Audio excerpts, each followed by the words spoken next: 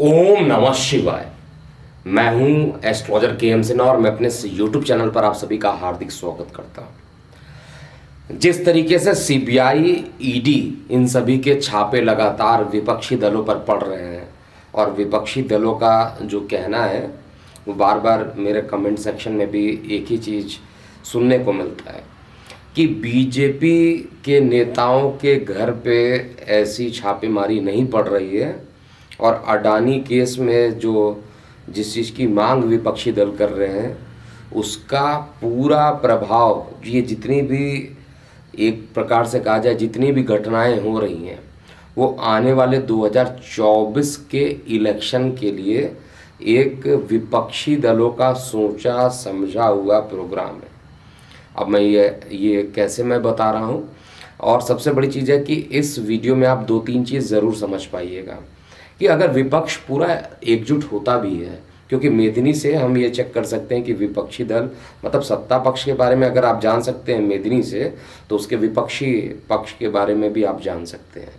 अगर सत्ता पक्ष मजबूत है तो विपक्षी खराब होगा, विपक्षी मजबूत है तो सत्ता पक्ष खराब होगा। बड़ी सिंपल सा कैलकुलेशन है। तो आज हम बात करेंगे कि यहाँ पर जो मैं अपनी बात कहना चाहता हूँ इस वीडियो के माध्यम से वो आप तक पहुँचाने की कोशिश कर रहा हूँ। देखिए, ये जो समय चल रहा है 2023 और शनि की नीच दृष्टि, गुरु चांडाल दोष, ये सारी चीज़ें जो घटनाएं घटित हो रही हैं, बैंक करप्ट हो रहे हैं, बहुत जगह भूकंप आ रहे हैं। हमारा जो टॉपिक है 2024 विपक्ष का खेल क्या होगा। क्या ममता बनर्जी फिर से खेला करेंगी? क्या अरविंद केजरीवाल के नेतृत्व में सरकार विपक्षी दल पूरे एकजुट होंगे, या केसीआर के नेतृत्व में होंगे, या राहुल गांधी के नेतृत्व में यानी कांग्रेस के लीडरशिप में ये पूरे एक जगह पर संगठित होने वाले हैं? तो सबसे पहले हम इसको समझते हैं। देखिए, मैं सीधी सी बात करता हूँ कि तेजस्वी यादव जी का जो चार्ट है वो मेरे पास अभी अवेलेबल नहीं है, इसलिए इनके बारे में बात नहीं करूँगा। और वैसे भी ये डिप्टी सीएम है। इनसे पहले अगर मैं बात करूँगा तो मैं नीतीश जी की कुंडली की बात करूँगा, और नीतीश जी की कुंडली का अभी कुछ ही दिन पहले इसी चैनल पर एनालिसिस किया गया था और टाइम भी दिया हुआ है कि जून से लेकर अगस्त के बीच का जो टाइम रहेगा ये फिर एक बार पलट करेंगे। और ये पलट करके किस साइड जाएंगे, क्योंकि इनके पास ऑप्शन कुछ बचा नहीं है, वे वापस बीजेपी में आने की संभावना इनकी ज़्यादा बन रही है। जुलाई से अगस्त के बीच का ये टाइम हो सकता है। इसके अलावा ममता बनर्जी का एग्जैक्ट बर्थ डिटेल नहीं होने के कारण बंगाल की प्रेडिक्शन गलत हुई थी। तो इनका क्या जो चार्ट है, क्योंकि चार्ट अवेलेबल जब नहीं है तो फिर आप प्रेडिक्शन कैसे करेंगे। और प्रश्न कुंडली से बहुत ज़्यादा सटीक प्रेडिक्शन नहीं आता, वो भी एक लोगों के लिए अगर बात किया जाए तो प्रश्न कुंडली समझ में आता है। मल्टीपल लोगों के बारे में अगर बात करेंगे तो प्रश्न कुंडली से उसका सॉल्यूशन नहीं निकल सकता है।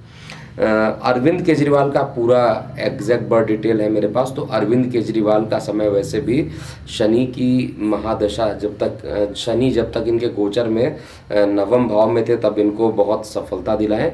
अब ये दशम भाव में चले गए और दशम भाव में आते ही देखिए इन्होंने न्याय करना शनिदेव ने प्रारंभ किया, और इनको किस तरीके से इनकी पूरी पार्टी पूरी तरीके से परेशान है, आप सभी लोग देख रहे हैं। मनीष सिसोदिया को शराब घोटाले में, सत्येंद्र जैन को भी और स्वास्थ्य मंत्रालय देख रहे थे, उनको भी, ये दोनों इस समय जेल में बंद हैं। तो आम आदमी पार्टी उसके बाद भी दावा करती है कि मध्य प्रदेश के जो चुनाव रहेंगे उसमें भी ये बहुत अच्छा कर लेंगे। तो मैं पहले ही बता देता हूं कि आम आदमी पार्टी की जब स्थापना हुई थी उसका चार्ट और केजरीवाल का जो चार्ट बनता है वो दोनों ही चार्ट इस समय ये बता रहा है कि जितना भी ये मेहनत करेंगे उतना ही मुँह की खाएंगे।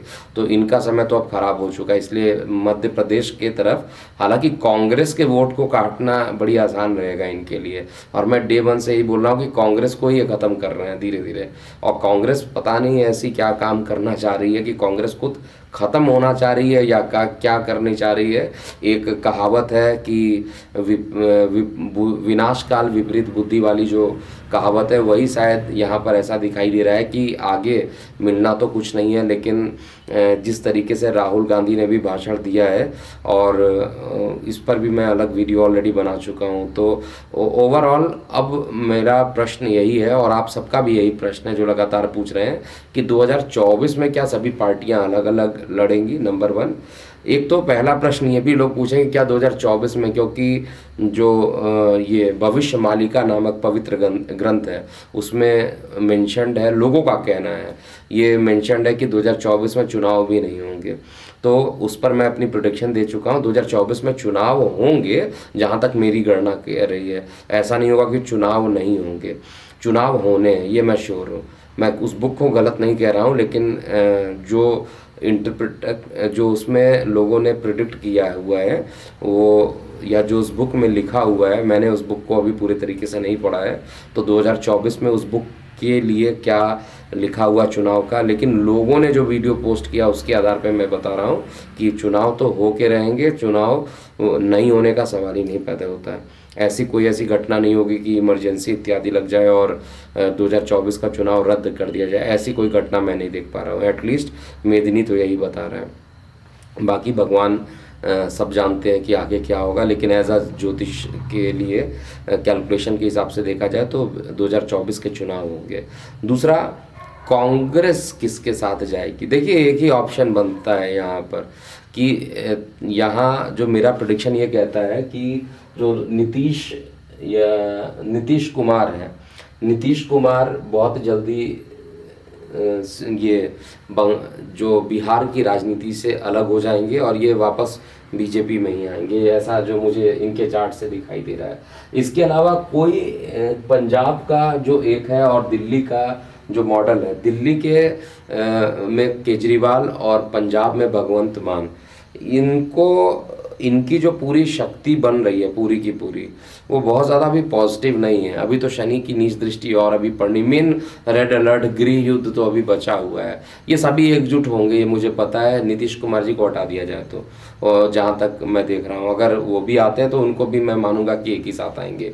ये पूरा विपक्षी दल एक साथ होगा, ये पूरा विपक्षी दल एक रणनीति के साथ एक साथ होगा और जनता भी उनको उसी तरीके से वोट भी देगी, क्योंकि जिस तरीके से आप देखिए कोई कार्यवाही नहीं हो पा रही है, कुछ नहीं हो पा रहा है, और ईडी के अगर लग रहे हैं किसी पर आरोप, सीबीआई की जांच हो रही है तो उनको अपना काम करने दीजिए। सदन को आप क्यों रोक देते हैं? सबसे बड़ी चीज़ है सदन में चर्चा होने नहीं देते हैं, आपकी अटेंडेंस 50% भी नहीं रहती है, लेकिन आप विदेश में जाकर बातें ऐसी करते हैं कि भारत की लोकतंत्र की हत्या हो गई है। आरएसएस को पता नहीं किससे आप कंपेयर करने की कोशिश करते हैं। सनातन धर्म को समझने की कोशिश ना करके विपक्षी पार्टी इस तरीके की कोशिश कर रही है। लेकिन ऑनेस्टली मैं ये बता दूं कि मेदिनी ये ज़रूर कह रही है, मुझे इन सभी के चार्ट से कोई मतलब नहीं है अभी के लिए। इनका चार्ट क्या कहता है, क्योंकि ना ही मेरे पास ममता बनर्जी का चार्ट है, बस मेरे पास जिनका चार्ट है उसमें नीतीश कुमार बाहर जा रहे हैं, अखिलेश कुमार का भी चार्ट है और ये तो वैसे भी परेशान है। केतु की महादशा, इनकी केतु की महादशा जब से स्टार्ट हुई है तब से तो इनको पराजय ही मिल रहा है।